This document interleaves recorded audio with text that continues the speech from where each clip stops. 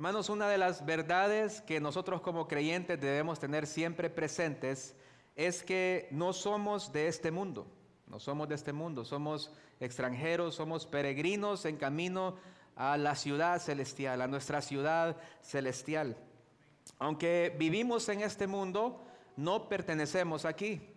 No pensamos igual que el mundo, no actuamos igual que el mundo. Nuestras prioridades no son las mismas prioridades que el mundo. Nuestros deseos no son los mismos deseos que los del mundo. No vivimos con el mismo propósito que el mundo. Y el apóstol Pedro, en su primera carta, en el capítulo 2, versículo 11, da una exhortación en base a cuál es nuestra condición aquí en esta tierra. Condición de extranjeros. Dice primera de Pedro 2:11, amados, les ruego como extranjeros y peregrinos que se abstengan de las pasiones carnales que combaten contra el alma. Y esta es la manera en que cada uno de nosotros debe vivir en este mundo, aunque seamos rechazados por el mundo, aunque el mundo nos calumnie como malhechores, aunque digan cosas de nosotros, aunque nos quieran hacer el mal. Después de todo, todas estas son reacciones normales de un mundo hostil a alguien que actúa como Cristo, que vive como Cristo. Pero si somos de Cristo, entonces, hermanos, no pertenecemos a este mundo y es seguro entonces que vamos a padecer persecución, rechazos, si realmente estamos viviendo como ciudadanos del reino. El mismo Pedro dio el siguiente ánimo más adelante, ahí en 1 de Pedro 4:12. Dice el apóstol Pedro, amados, no se sorprendan del fuego de prueba que en medio de ustedes ha venido para probarlos, como si alguna cosa extraña les estuviera aconteciendo. Antes bien, en la medida en que comparten los padecimientos de Cristo, regocíjense para que también en la revelación de su gloria se regocijen con gran alegría. Lo que vemos entonces aquí, que el creyente ante la persecución de un mundo hostil, más bien debe de regocijarse. Ser perseguidos debe traer más bien gozo a nuestra vida, porque sabemos que no estamos siendo como el mundo, sino que estamos yendo en contra de los deseos de la carne, en contra de los deseos del mundo, y estamos siguiendo la voluntad del Señor. En el estudio que estamos llevando del primer libro de Samuel, hemos visto en las últimas semanas cómo David, vencido por el temor, vencido por la angustia, viene y se instala entre el enemigo de Israel, Filistea, buscando refugio, buscando seguridad, huyendo de Saúl. Y vemos que se instaló ahí por 1 año y 4 meses, haciéndose siervo del rey y también finalmente haciéndose como su guarda personal. La semana pasada, en el capítulo 28, vimos que Saúl dejó a un lado al Señor cuando tuvo miedo por el ejército filisteo y fue a consultar a una bruja o una divina. Pero en los primeros versículos de ese capítulo 28 que vimos la semana pasada, hay 2 versículos que están directamente conectados con el texto que vamos a estar estudiando el día de hoy. Ahí en Primera de Josué, capítulo 28, los primeros 2 versículos, dice, aconteció en aquellos días que los filisteos reunieron sus ejércitos para la guerra, para pelear contra Israel. Y dijo Aquis a David, bien sabes que saldrás conmigo a campaña, tú y tus hombres. Respondió David a Aquis, muy bien, usted sabrá lo que puede hacer su siervo. Entonces Aquis dijo a David, muy bien, te haré mi guarda personal mientras viva. Aquis es el rey de Filistea. David entonces se encuentra a las puertas de una batalla en las que él, como un judío, como un hebreo, iba a pelear contra su propio pueblo, peleando por el rey de Filistea.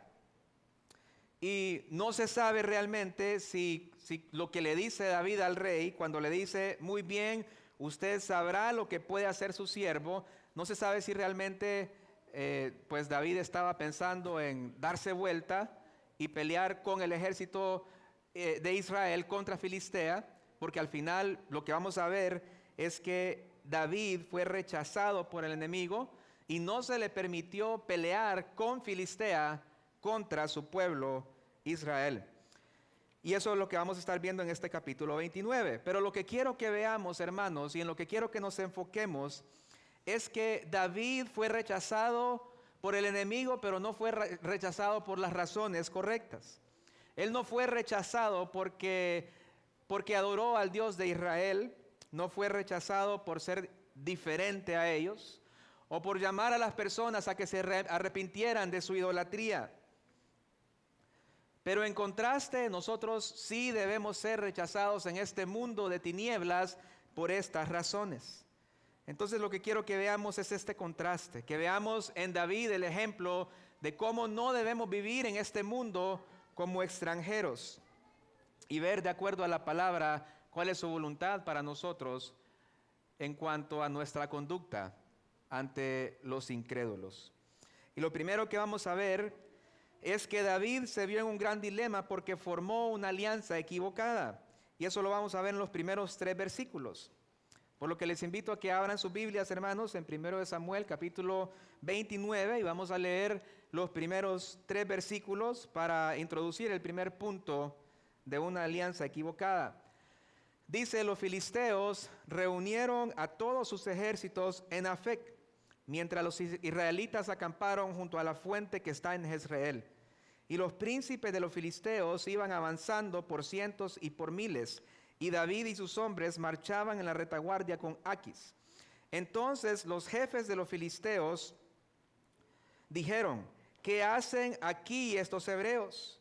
Y Aquis dijo a los jefes de los filisteos: ¿no ven que este es David, el siervo de Saúl, rey de Israel, que ha estado conmigo todos estos días, o más bien estos años, y no he hallado falta en él desde el día en que pasó a mí hasta hoy? La razón entonces por la que Saúl consulta a la adivina de Endor, según lo vimos en el capítulo 28, es que el ejército filisteo estaba acampando para marchar en contra de Israel. Y Saúl teme porque el ejército filisteo era un ejército mucho más poderoso que el ejército de Israel. La razón por la que Israel había tenido victorias pasadas era porque el Señor iba con ellos y el Señor les daba la victoria.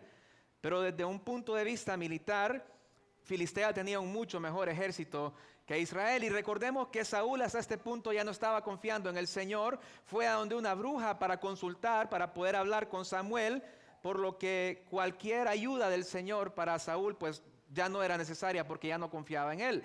Y eso lo que lo llevaba era a tener temor de un ejército al que Israel había vencido en ocasiones pasadas.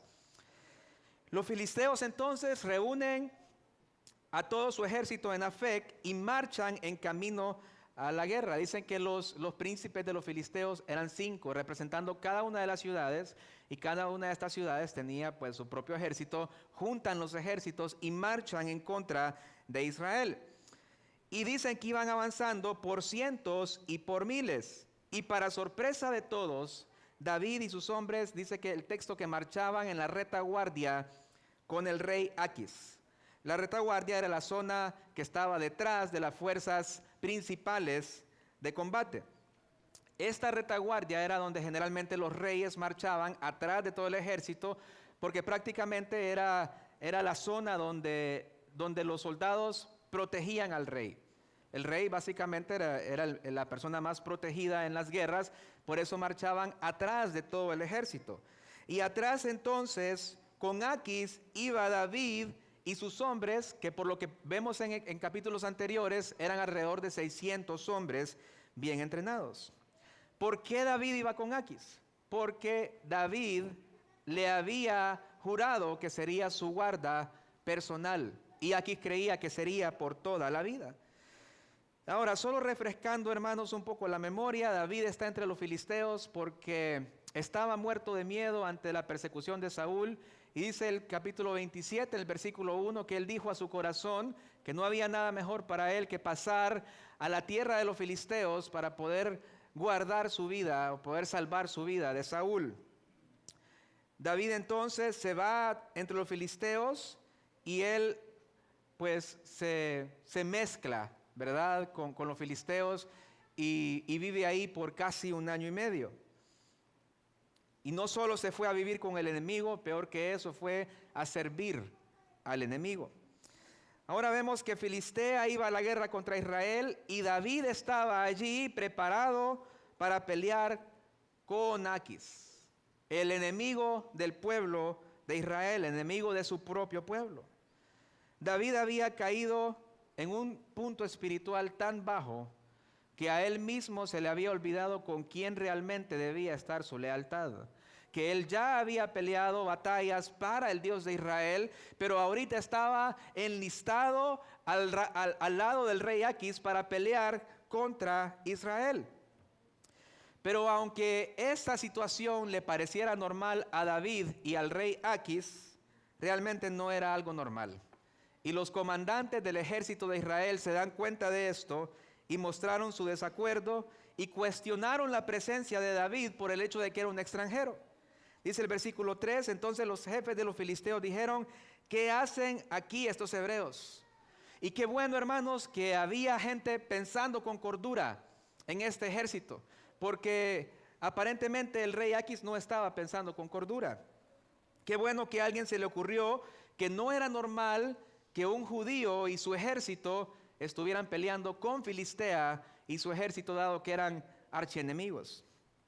Ellos dijeron, ¿qué hacen aquí estos hebreos?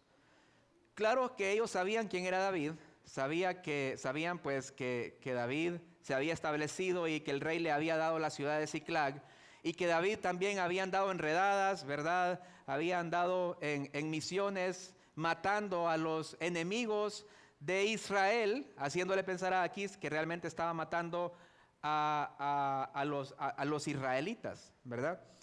De alguna manera, pues los comandantes sabían esto, de pronto no lo aprobaban, pero sabía quién era David y que estaba entre el pueblo. Pero de eso, a que él estuviera peleando las batallas de Filistea, pues ya era algo que ellos no iban a permitir, porque realmente no era algo sensato.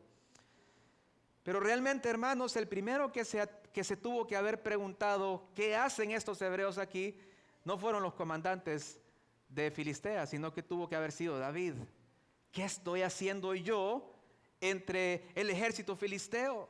Si yo soy un hijo de Dios, si yo peleo por el Dios de Israel, no por el rey de Filistea, ¿qué estoy haciendo yo aquí?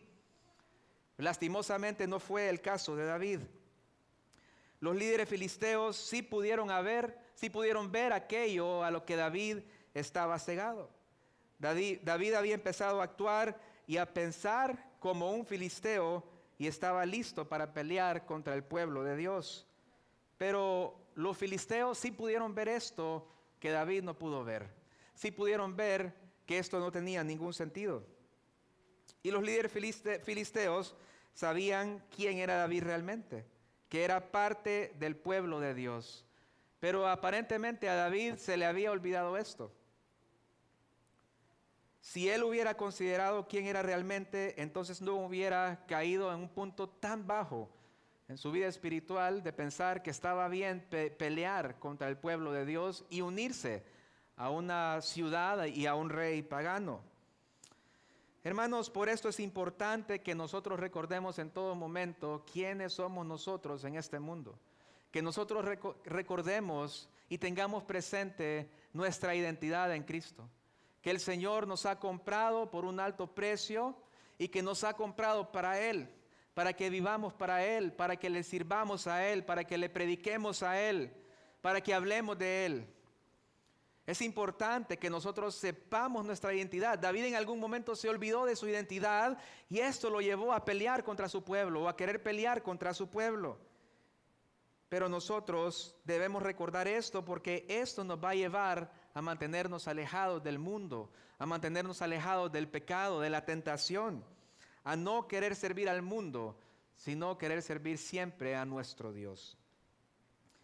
Aquis, que aparentemente estaba bien engañado por David, siendo enemigo de Israel y en papeles seguía siendo enemigo de David también, lo defiende y dice en el versículo 3, y Aquis dijo a los jefes de los filisteos, ¿no ven que este es David, el siervo de Saúl, rey de Israel, que ha estado conmigo estos días, o más bien estos años, y no he hallado falta en él desde el día en que se pasó a mí hasta hoy?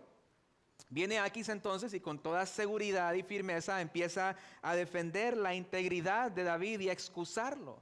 Dice, miren quién es David, es el siervo de Saúl, nos conviene tenerlo aquí. Además le dice, Él ya ha sido probado, ha estado conmigo por todos estos años. Pero ¿realmente había estado David por años en Filistea? No, aquí el rey está exagerando un poco, porque realmente aquí solo había estado ahí 1 año y 4 meses. Perdón, David solo había estado ahí 1 año y 4 meses.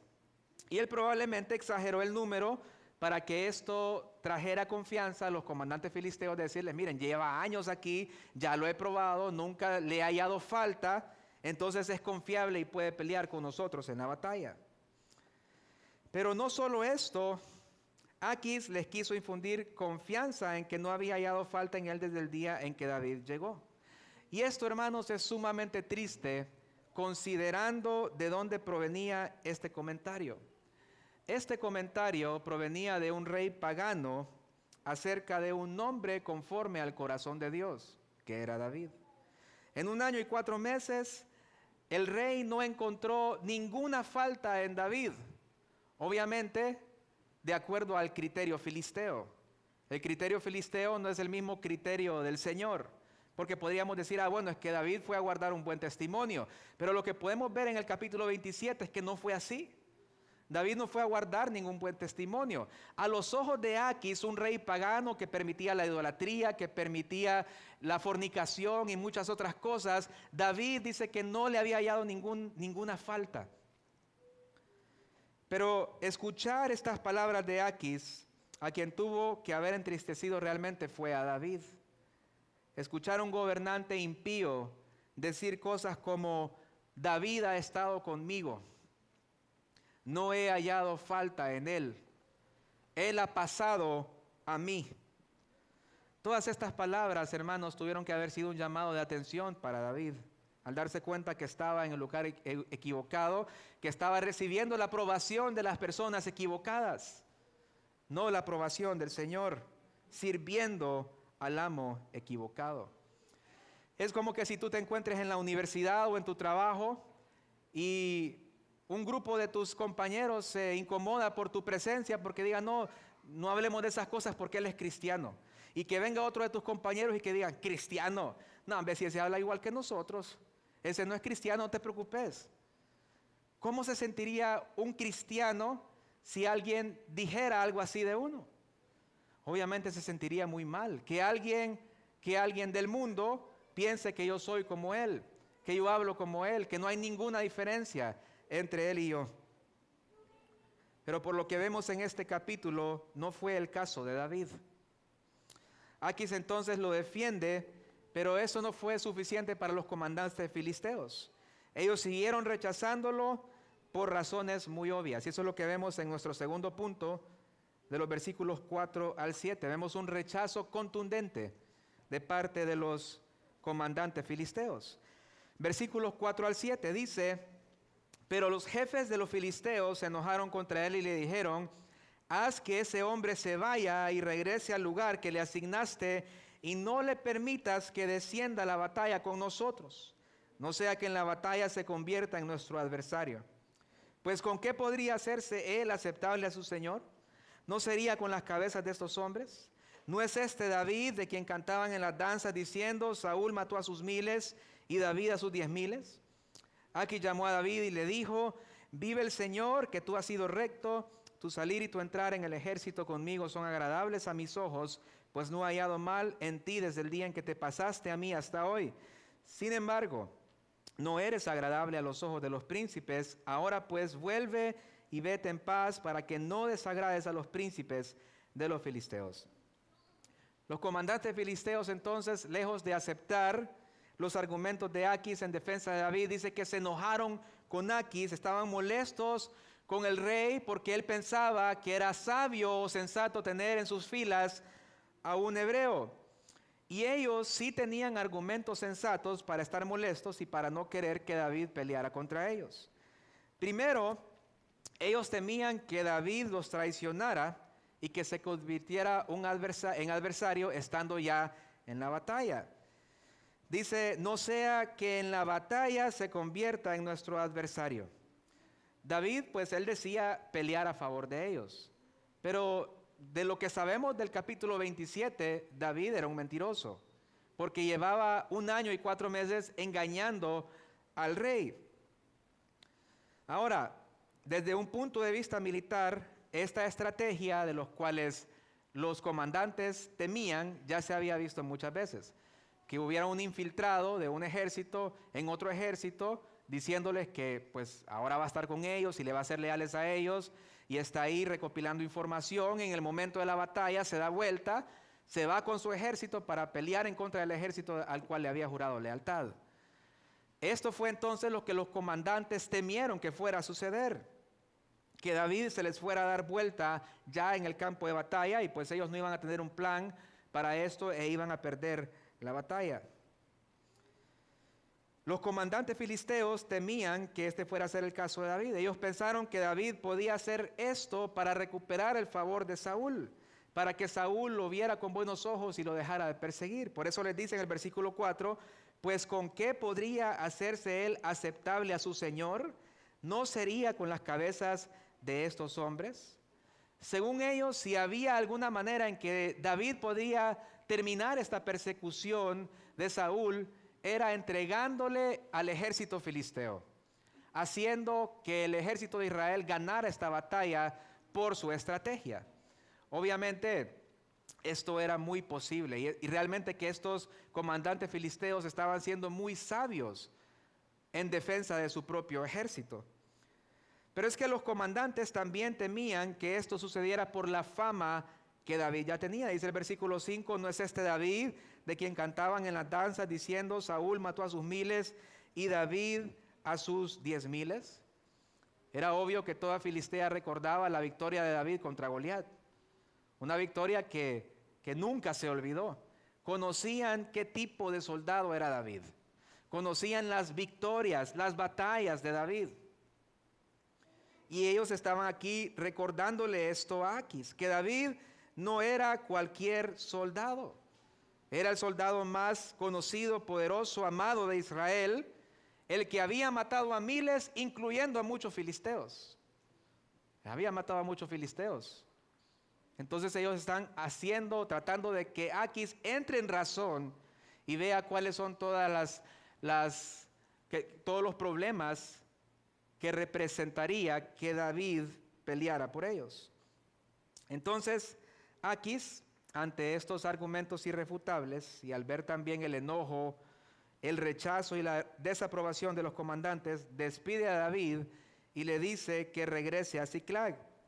Dice el versículo 6, Aquis llamó a David y le dijo, vive el Señor que tú has sido recto. Tu salir y tu entrar en el ejército conmigo son agradables a mis ojos, pues no he hallado mal en ti desde el día en que te pasaste a mí hasta hoy.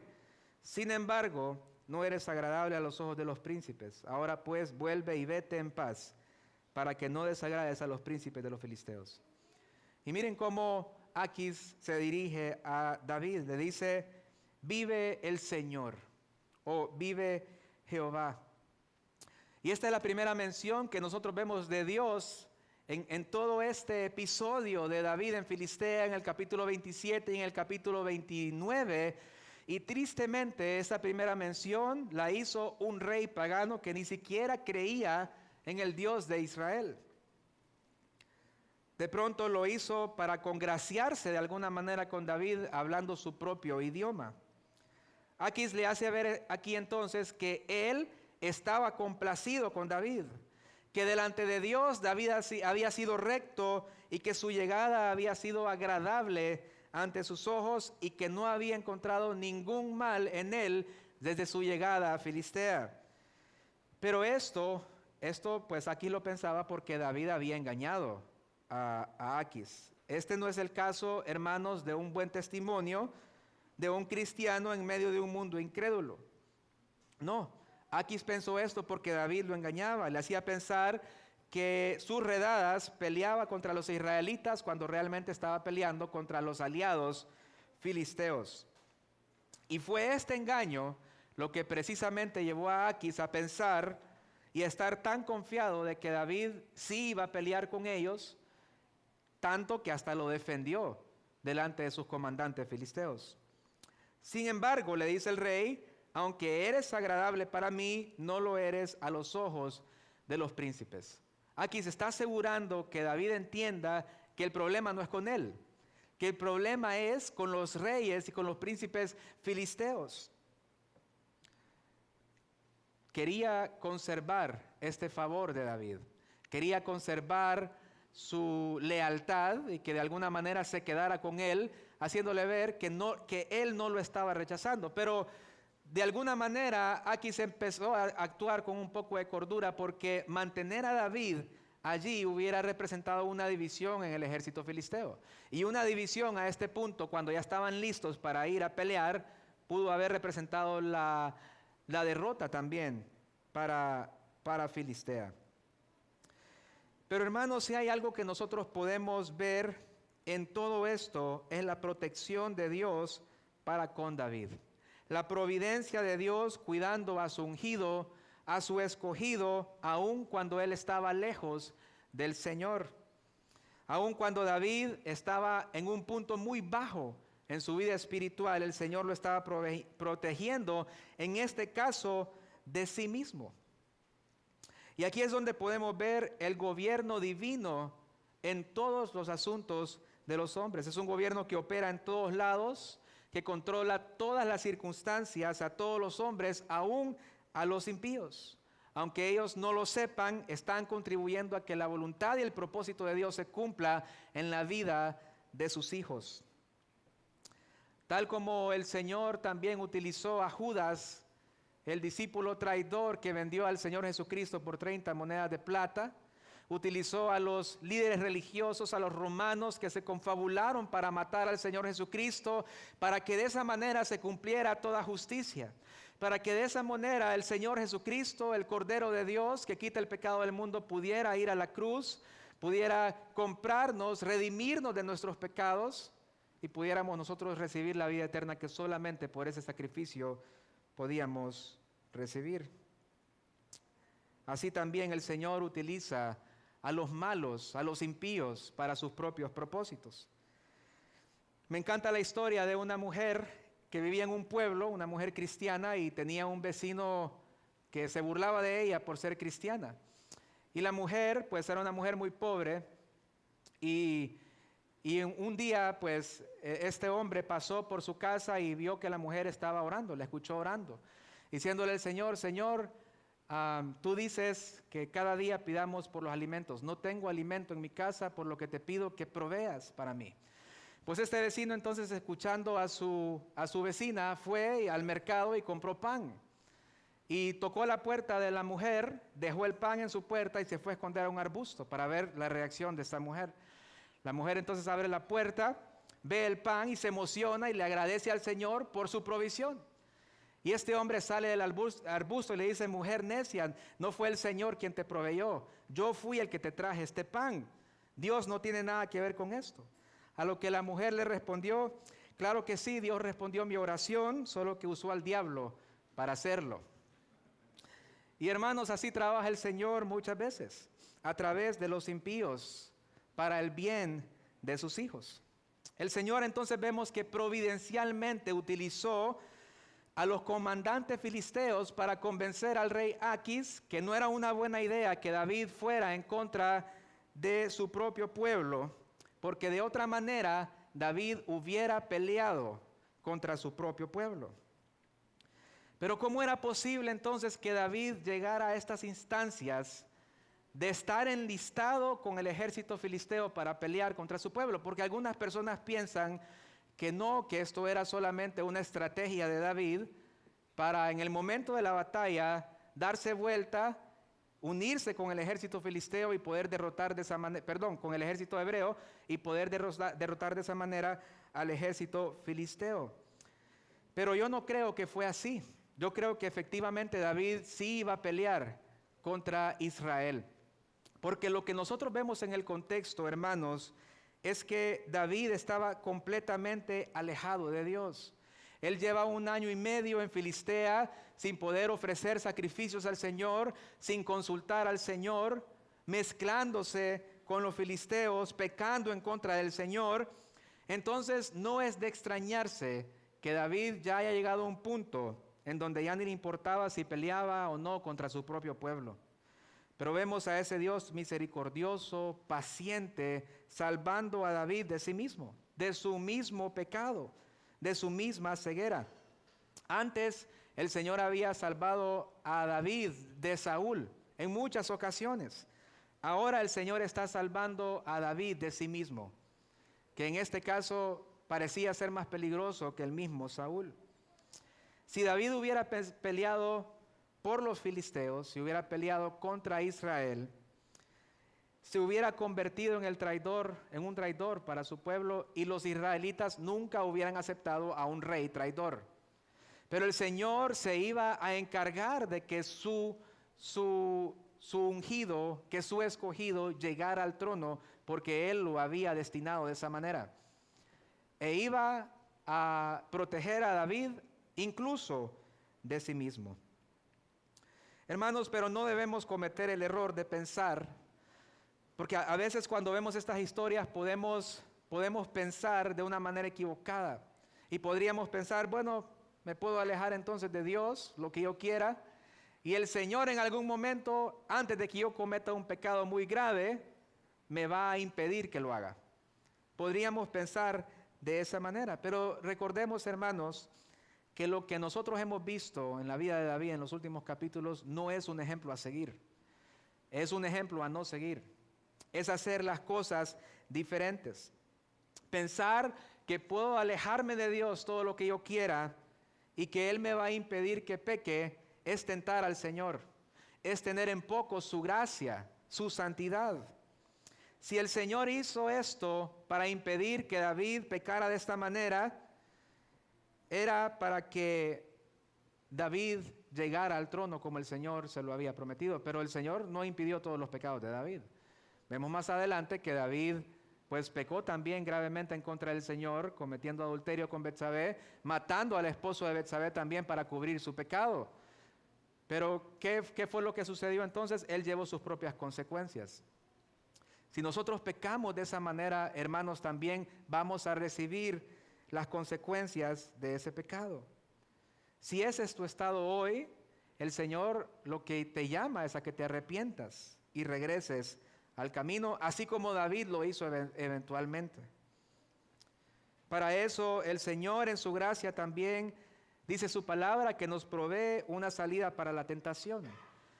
Dice en 1 Corintios 10:13, no les ha sobrevenido ninguna tentación que no sea humana, pero fiel es Dios, que no permitirá que sean tentados más allá de lo que pueden soportar, sino que con la tentación proveerá también la vía de escape o la salida a fin de que puedan resistirla. Y eso es lo que el Señor en su fidelidad estaba haciendo con David. Él estaba proveyendo una salida para la tentación, pero David, ya vamos a ver más adelante, que quiso rechazarla. Pero eso es cierto en nuestras vidas también, hermanos. Muchas veces, ante la tentación, el Señor nos da la salida. De muchas maneras.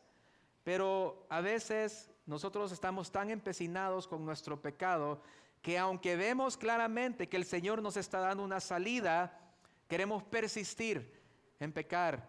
Y obviamos, ignoramos la salida que el Señor nos está dando. Y pecamos en contra del Señor, tal y como lo quiso hacer David. Él estuvo a punto de rechazar esta salida. Y si no es porque Aquis le dio la orden de regresar, aun cuando él tuvo la oportunidad de irse, no se hubiera ido, sino que hubiera persistido en pelear junto con los filisteos. Pero el Señor tenía un propósito mayor para él. Ese es el tercer punto que vemos en los versículos 8 al 11. Dice, y David dijo a Aquis, ¿pero qué he hecho? ¿Y qué ha hallado en su siervo desde el día en que estuve delante de usted hasta hoy, para que yo no vaya y pelee contra los enemigos de mi señor el rey? Aquis respondió a David, yo sé que eres grato a mis ojos como un ángel de Dios. Sin embargo, los comandantes de los filisteos han dicho, él no debe subir con nosotros a la batalla. Por tanto, levántate muy de mañana con los siervos de su señor que han venido contigo, y luego que se hayan levantado temprano y haya claridad, partan de aquí. David pues se levantó temprano, él y sus hombres, para salir por la mañana, y regresara a la tierra de los filisteos, y los filisteos subieron a Jezreel. Qué bueno hubiera sido, hermanos, que David hubiera sido sensato, y como decimos aquí, le hubiera caído el 20 en este momento que Aquis le dijo que no podía ir con ellos. Pero esto era parte del propósito de Dios para con David, aunque en este momento David no lo podía ver. Él estaba empecinado en pelear junto con los filisteos, por eso protesta ante la orden de Aquis. Le dice, pero rey, ¿qué he hecho yo? ¿Qué de malo he hecho yo? ¿Qué he hecho yo para merecer no pelear con el rey en esta batalla? Y vemos que el engaño de David no para. Él sigue haciéndole creer al rey que él no había hecho nada malo, que él se había comportado íntegramente delante de él y que nunca le había fallado, pero esto no era así. Vemos que David más bien parece decepcionado de no poder pelear contra Israel, en vez de darse cuenta de una vez por todas lo mal que ha venido actuando, que era hora de que reaccionara, que esto definitivamente era la mano de Dios impidiéndole que él cometiera un pecado tan grande como pelear en contra de su propio pueblo. Era el Señor dándole la salida necesaria. Pero David estaba tan inmerso en su nueva vida, lejos del Señor, que no podía ver que sus enemigos, o los enemigos de su Señor el Rey, así como él lo llamó, eran realmente los enemigos de Dios. Pero eso es lo que hace el pecado, cauteriza nuestra conciencia, no nos deja ver con claridad y nos hace justificar el pecado y otros pecados que como consecuencia vienen cuando no mortificamos nuestro pecado, cuando no nos arrepentimos y no dejamos de pecar. La protesta de David no logró convencer al rey, que estaba actuando bajo la presión de los comandantes filisteos. Entonces el rey lo trata de convencer para que se regrese, pero lo hace con adulación, para suavizarle el hecho de que no va a poder pelear con ellos. Y le dice en el versículo 9, aquí respondió a David, yo sé que eres grato a mis ojos como un ángel de Dios. Sin embargo, los comandantes de los filisteos han dicho, él no debe subir con nosotros a la batalla. Claramente, aquí se está haciéndole saber a David, pues que no es su decisión, sino que la decisión de los comandantes. Y lo adula aún con un lenguaje, podríamos decir, cristiano, para congraciarse con David y asegurarse que le seguirá sirviendo, porque le dice, tú has sido para mí un ángel de Dios, cuando él ni siquiera creía en Dios. Pero él quería que David se quedara con él para siempre, y lo hizo por medio de la adulación. Y pienso, hermanos, que a veces también la adulación del mundo nos puede llamar la atención, puede llamar nuestra atención. Cuando el mundo quiere que seamos parte de él y nos adulan con palabras bonitas para que nos sintamos bien, para que nos quedemos allí, para que seamos parte del mundo, pero ese no es más que un engaño de Satanás. Como les decía al principio, debemos recordar en todo momento quiénes somos en Cristo, que somos de Cristo, que somos del Señor. Por lo que el mundo lo que debe hacer es rechazarnos, no querer tener nada que ver con nosotros, tenernos lo más lejos posible y no querer que seamos parte de ellos. Así nos debe ver el mundo a nosotros. Si el corazón de David hubiese estado bien delante del Señor, no hubiese necesitado que Aquis le dijera que se regresara. Él solito hubiera caído en cuenta y se hubiera dado cuenta que él estaba haciendo mal, que él no podía estar peleando contra el Señor y contra su pueblo. Pero vemos que todo esto sirvió para que el Señor redireccionara el camino de David, que lo llevara a la dirección correcta, en la dirección del Señor. Dice el versículo 10, aquí está hablándole a David, por tanto, levántate muy de mañana con los siervos de tu Señor que han venido contigo, y luego que se hayan levantado temprano y haya claridad, partan de aquí. David pues se levantó temprano, él y sus hombres, para salir por la mañana y regresar a la tierra de los filisteos, y los filisteos subieron a Jezreel. La instrucción que le da Aquis a David es que se levantara muy de mañana, él y sus hombres, y partieran de regreso a la ciudad que Aquis le había dado a David, que es la ciudad de Ziklag. Y dice el texto que así hizo David, pues David dijo, ya no logré convencer al rey, ni modo, tengo que regresar a mi ciudad. Y él regresa entonces a Ziklag. Y vemos aquí, hermanos, la redirección del Señor, porque en el capítulo 30, que vamos a estudiar la próxima semana, vemos que 3 días después, cuando ellos llegaron a Ziklag, encontraron una ciudad quemada completamente y se dieron cuenta que los amalecitas, que era uno de estos aliados de Filistea a los que David atacó sin hacérselo saber al rey, habían venido a tomar venganza. Quemaron la ciudad y dice que llevaron cautivos a todos los niños, a las mujeres, a los ancianos, y se los llevaron a todos.